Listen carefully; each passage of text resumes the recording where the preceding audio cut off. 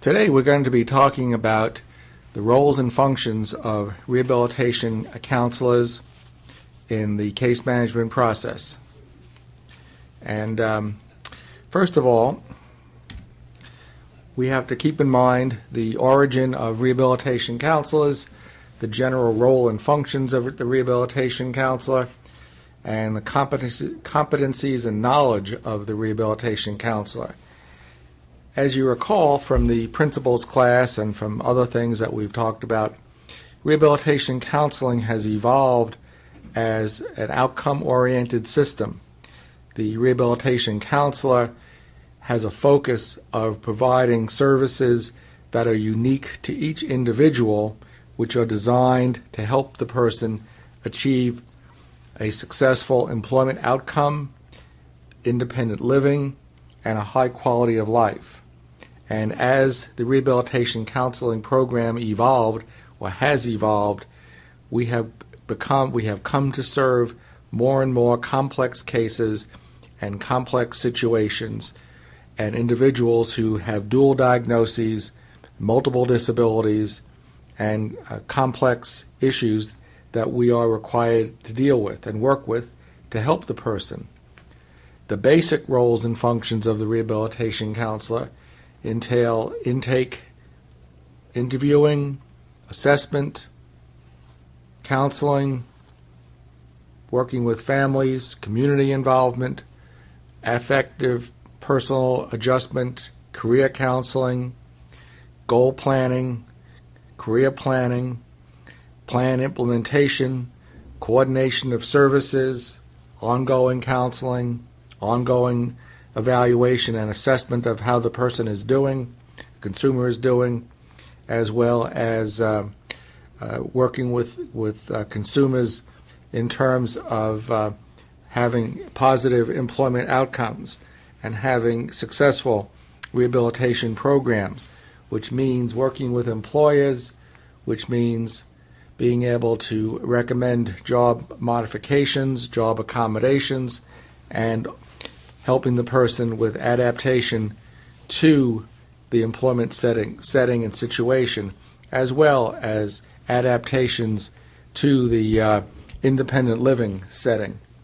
So we have multiple roles that we are required to perform. We perform those roles in different ways at different times.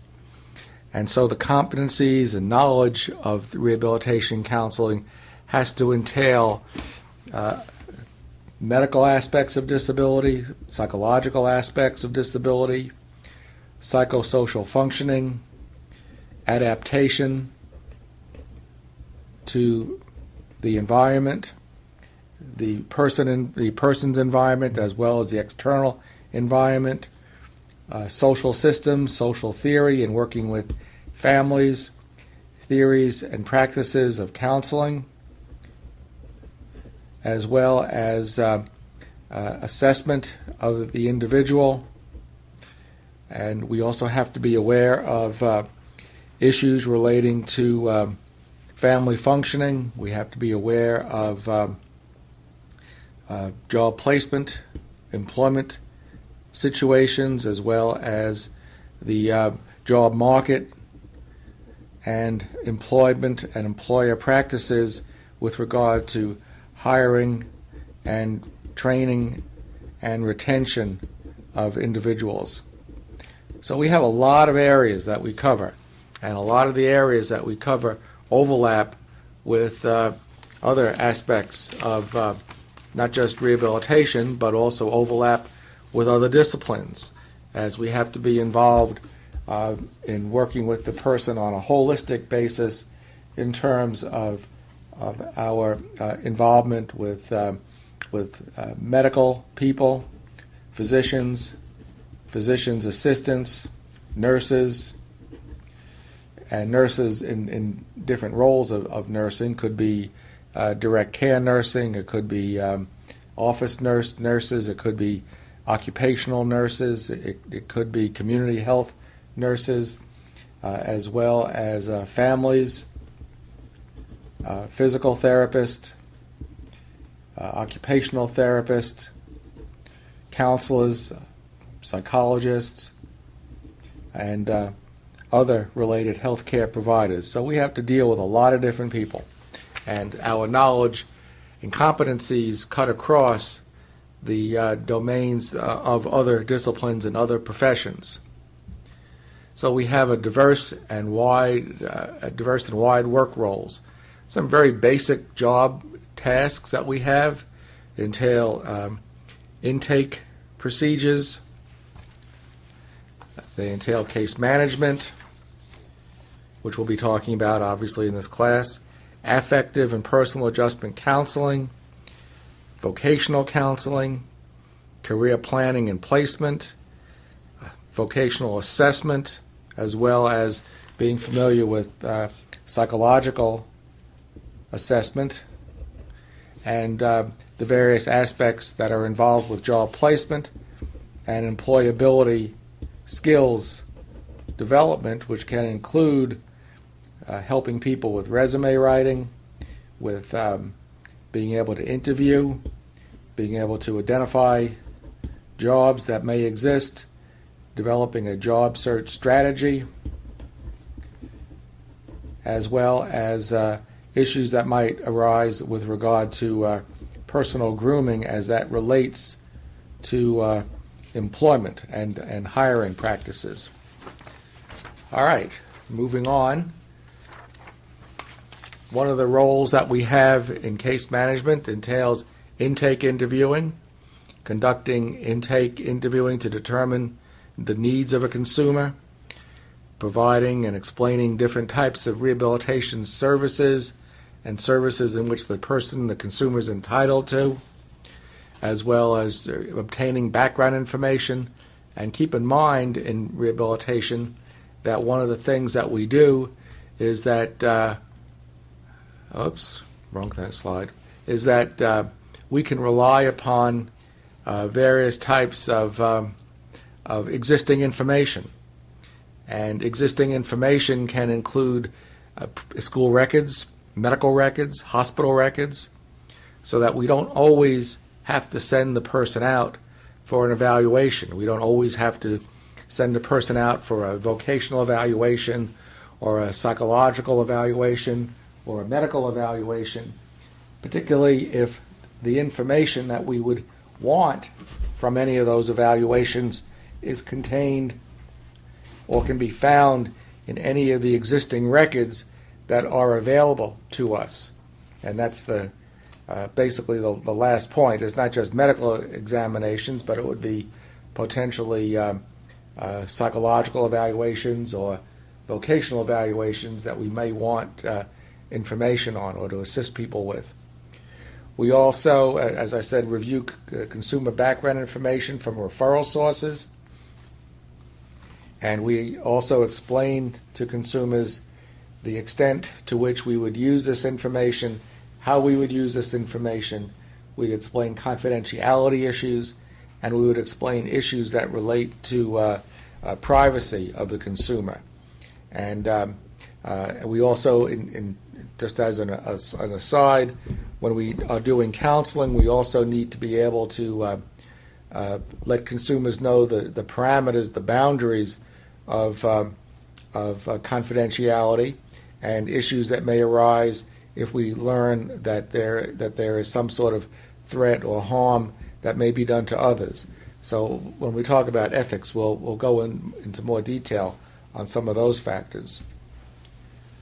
One of the things that we do in case management is that we coordinate services, that we assist the person to not just identify needed services, but we also work to coordinate services. So in past times, we would refer to ourselves as being counselors and also coordinators. Today, coordination is discussed more in terms of case management issues, but we would talk about the case management factors, and we would coordinate services in terms of identifying different services and programs in the community that the consumer may be able to benefit from. This can include things such as various types of academic or formal education training programs at a community or technical college, or short-term on-the-job training programs. It can also entail assisting somebody obtain a GED or remedial educational services if those are needed. It can entail helping people learn compensatory strategies for learning. It can entail various types of facility services, rehabilitation facility services, such as community-based assessment, community-based training, work adjustment training, personal adjustment training, and related types of services. Those can all be part of what we do when we talk about services that the consumer may require. And as you know, work adjustment would be helping somebody through various types of techniques that a facility utilizes to help an individual be able to adapt and adjust to the pressures and demands and requirements of work. And work adjustment training relates to helping somebody be able to function on a job between 8 and 5, or whatever the job hours are. Personal adjustment training and counseling may relate to helping an individual be able to function with other people and be able to relate to other people. Very frequently, work adjustment and personal adjustment counseling go hand in hand. And studies that have been done indicate that when people lose jobs, it often is not because the person cannot physically or mentally do the work. It's often because the person is having difficulties from an interpersonal point of view. So it's not just the work itself. We coordinate and collaborate with other service providers when we provide appropriate services for the consumer. We refer consumers out for other types of services. If we don't have information on a consumer, as I was saying, we can refer the person for a psychological evaluation, where we might want to determine what the level of mental functioning of the person is. We might refer for an educational or vocational assessment if we need more information specifically about vocational interest, academic abilities, aptitudes, as well as recommendations for retraining types of things in terms of educational areas.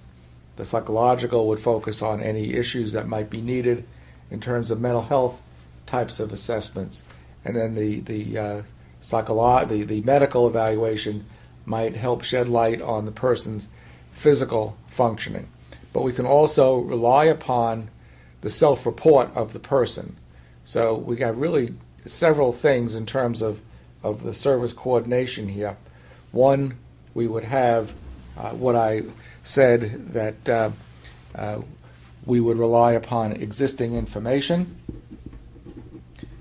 Be one aspect of this, existing information, self-report from the person, and then we also, which I'll talk about later, have an expectation, a requirement that we give consumers choices. So consumer choice is also an important factor here. So existing information, and obtain all the existing information that we can, self-report, and choice. And in the public rehabilitation program, we are expected to make eligibility evaluations within a 60-day period. And we'll be talking about that as we proceed. I'm trying to give some basic things, and sometimes I think I'm getting too detailed here. We also participate in diagnostic staffings and general staffings with consumers, and that may be with the other professionals that I was referring to. And we monitor consumers' progress towards obtaining vocational goals as specified in the IPE, the Individual Plan for Employment. What we do also in case management is we do case recording and reporting. We prepare case notes, progress notes on consumers.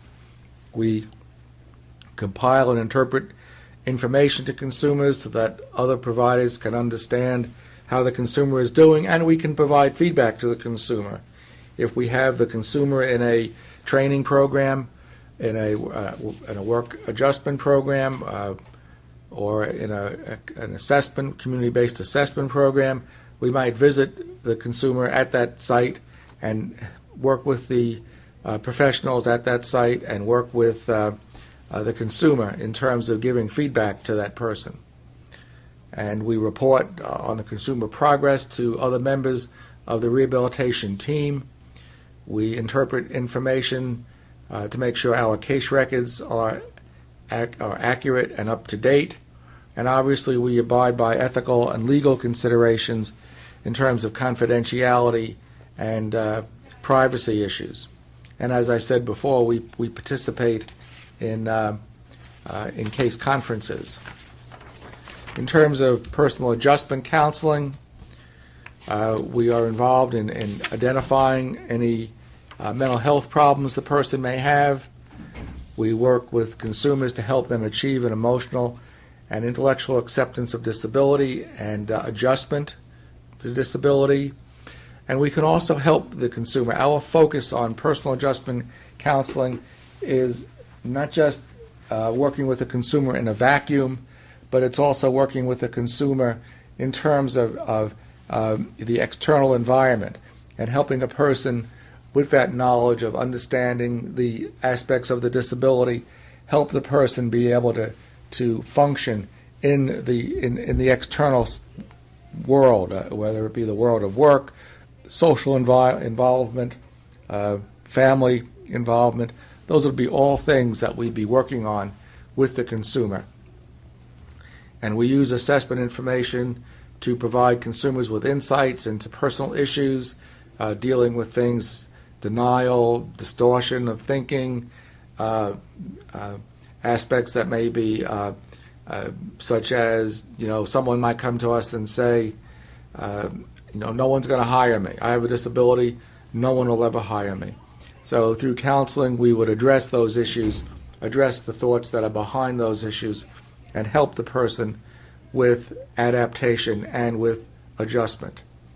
We also evaluate the person's support system. We look at the person's significant others. We work with those significant others. And as you may know, I'm a very strong believer in working with significant others, because I think it's important to bring everybody into the process, and that we want people to buy into the process so that the person can have a successful outcome. And if we don't bring in significant others, we run the risk of having others not be aware of what we're doing, or even sabotage the types of things we're doing. And it's important to understand the role of the family in the process, whether they're supportive, not supportive. That's all, to me, very important, because that tells us a lot about where the consumer is at and where the family is at. And, we'll find situations where we have a very supportive family, and we'll find situations where the family is not so supportive and maybe even undermining how the person is doing. So evaluating the support system is important. Again, I've always found that people in that support network feel more comfortable in supporting what we're doing once they have been brought on board, once their questions are answered. And so if you have a situation where someone is on, let's say, SSI, supplemental security income, and you have a family member who is fearful if the person goes to work that income will stop, that money will stop, and what happens if the person loses a job, addressing those types of questions and dealing with those issues, to me, are very important aspects of what we would do in working with families. We also would determine a consumer's ability to be able to live and function independently, and assist consumers in their looking at their lifestyles to accommodate their abilities. I don't like so much limitations. I'd prefer more positive term abilities. And I think we also would work with the consumers with consumers with regard to quality of life issues, because I think looking at quality of life is also very important. And it's very important that we work with people to maintain, help people achieve as high a quality of life as possible. And even though in a rehabilitation program that's focused on outcomes, employment outcomes, it's also important that as part of that and hand in hand with that is that we don't neglect independent living and quality of life factors. Next week and the next weeks we'll be talking about eligibility, one of the primary functions of the rehabilitation counselor, whether it's in doing case management or in just being a rehabilitation counselor, is to determine eligibility. And eligibility determination is something that is deferred to the rehabilitation counselor. We gather information on the consumer. We communicate that information through counseling. We get feedback from the consumer on that information, and then we implement the concept of informed choice, where based upon that information we assist the person in looking at what the potential areas are for employment as goals or independent living goals, and we help the person choose and what would be appropriate considering the factors that are present, and we help the person to make an informed choice, not just any choice and not just our choice, but an informed choice based upon what's reasonable and realistic for the person and is also challenging for the person to achieve. So reasonable, realistic, and challenging, so that the person does not feel that he or she is just going into a career area that's the least common denominator, the easiest, but is going into an area that there is some degree of expectation and challenge to be successful in, as well as be able to empower that person to be realistic, reasonable, and challenging. We help the consumer complete the IPE, individual plan for employment, and we state the consumer and agency responsibilities. What is the consumer supposed to do? What is the agency going to do? So that the rehabilitation process is a joint process, is a collaborative process. And then we implement the IPE. We implement the program. So that's what we do in eligibility determination. This is a very important function that we have. Vocational counseling and assessment. We review medical records. We look at evaluation approaches. We make recommendations when we refer somebody out for a mental health evaluation, a psychological evaluation, or a vocational evaluation. Or medical evaluation. We tell the evaluator what questions we have and what issues we'd like addressed. And I think that's very important to do. And again, that's based upon the information we obtain when we review the records that have been made available to us, when we get the self-report of the consumer, and when we get the input from other individuals. It's important for us to then be able to ask the questions that we need to have answered in order to assist the individual. So reviewing existing records, the self-report of the individual, as well as the information that we obtain from significant others about the consumer's functioning. Those are all important factors that we would utilize in terms of not just asking questions of evaluators, but also when we go back to making eligibility determinations and developing IPEs. And we use behavioral observations to make inferences. You see how the person comes in late, they come in early, they miss an appointment, do they call if they're going to miss an appointment? What's kind of their general attitude about rehabilitation? Are there Are there other issues going on here? Has the person been referred by someone else because there are some questions about the individual?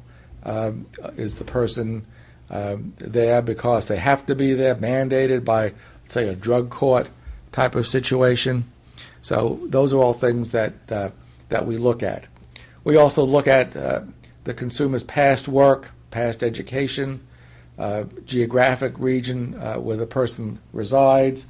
Does the person have any residual and transferable vocational skills that can be utilized in other job areas?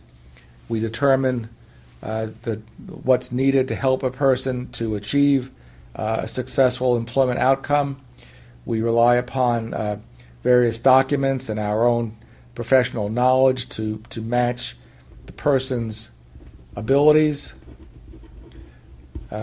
match those abilities with the requirements of work, and we also make recommendations if there's a discrepancy between the career area suggested by or recommended by evaluators and agreed upon or asked for by the consumer, and how those jobs are performed out in the job market.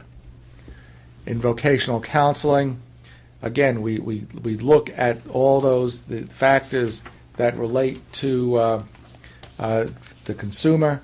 We look at the factors, the vocational, the medical, psychological factors. We look at the residual capacities of the consumer in terms of vocational rehabilitation. We interpret the results with consumers of various medical and educational, psychological, and vocational evaluations, and we do that in order to help the person be able to make choices and decisions in terms of careers. So those are all important factors, and we help the person select a career area that is one that's reasonable, realistic, as I said, and is challenging for the person. And I'll add at this point also which exists in the person's geographic region, and the person is able to get and able to learn, and where there are reasonable options for employment in that area. In job placement, we do job seeking skills training. As I said before, this can include things as resume writing, and it can include interviewing, identifying strategies to get a job. It can also include completing job applications, and it can include issues relating to grooming issues. And we also develop a job search strategy, and part of that job search strategy can include providing counseling while the person is out seeking a job, and we can assist with sharing information that we may know about job openings. In the class on job placement, we'll learn about different ways that we can work directly with employers, but certainly part of case management is to work with employers, and to be able to be involved with employers and understand the issues relating to employers. So these are all certainly important factors that we do when we're involved in the placement process for the individual. Then we also are involved with individuals in terms of what happens when the person completes the employment process, follow-up services, follow-along services. These are all important factors that we would do in terms of once the person is employed, to make sure that the person retains and maintains employment, that we'd want to be able to make sure that the placement is a successful placement.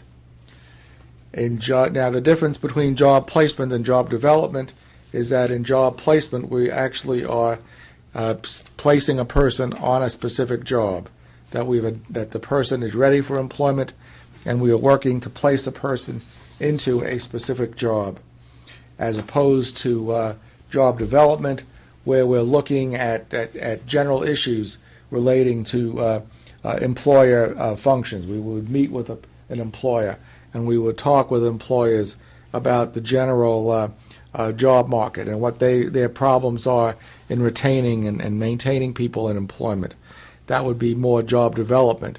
We talk about general issues of job placement and what types of employees the employer is looking for, and we may not have a specific person in mind, but we're basically, it's a place, but we're basically cultivating the employer or potential employers. We're dealing with attitudinal barriers as well, and we might even make arrangements during a job development process for on-the-job training opportunities for the person, where we would have somebody and they would be given perhaps some sort of trial work period, and as part of that on-the-job training. Competencies and skills of rehabilitation counselors in case management include having a knowledge of the code of ethics. Again, we'll be covering that in more detail towards the end of this semester. Having knowledge of the following, including medical and psychological aspects of disability, community resources, using our professional judgment, problem solving, dealing with issues relating to being able to allocate funds that we have across many consumers so that we are judicious in how we utilize our resources, and also looking at psychological aspects of disability. So again, these are all things that we're knowledgeable about. We're knowledgeable about jobs as well, how jobs are performed, the local job market, and employment and hiring practices, so that we can, again, assist the consumer. And we're also involved with consumer choice. That's very important. Informed choice, consumer choice. Consumers are partners it's their rehabilitation program, and we are partners with them. And again, we want to be able to empower people. And in summary, again, what we're looking at is looking at empowering consumers. We're looking at making people feel that the program is theirs, which it is. We are using informed choice, letting people make decisions, and sometimes people make decisions and they don't work, but they have ownership of those decisions, that it's not our decision, and that the responsibility is on the person, because that's part of empowerment, that's part of informed choice. That we certainly want to help people and to look at alternatives, to be able to make the choices that are best for the person and have the most reasonable likelihood of being successful. And we also want to help people by using existing information and by relying upon the self-report of the person and others. And we want to be able to help people be able to develop positive self-esteem and be able to have self-confidence. And that's all part of what we do, and all part of the rehabilitation process and what we do in case management.